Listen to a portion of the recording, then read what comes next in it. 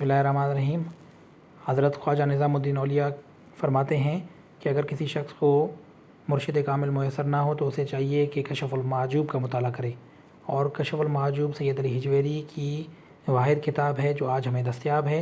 ان کی جو باقی کتب تھیں وہ چند وجوہات کی بنا پر آج ہمیں دستیاب نہیں ہیں، اور خود سید علی ہجویری کشف المحجوب کے بارے میں فرماتے ہیں کہ ان کی اس کتاب کو لوگوں نے سرقہ کرنے یا چوری کرنے کی کوشش کی اور اسے اپنے نام سے منسوب کروایا۔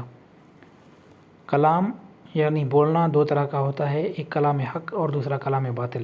اسی طرح خاموشی بھی دو طرح کی ہوتی ہے، نمبر ایک بامقصد اور نمبر دو غفلت بھری خاموشی۔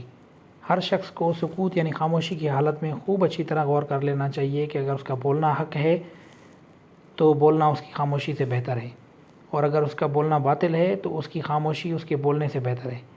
ایک مرتبہ حضرت سیدنا ابو بکر شبلی بغدادی رحمۃ اللہ علیہ نے بغداد شریف کے ایک محلے سے گزرتے ہوئے ایک شخص کو سنا، وہ کہہ رہا تھا السکوت خیر من الکلام، یعنی خاموشی بولنے سے بہتر ہے۔ آپ رحمۃ اللہ علیہ نے اسے فرمایا، تیرے بولنے سے تیرا خاموش رہنا اچھا ہے اور میرا بولنا خاموش رہنے سے بہتر ہے۔ کشف المحجوب باب آدابہم فی الکلام والسکوت، صفحہ نمبر 402۔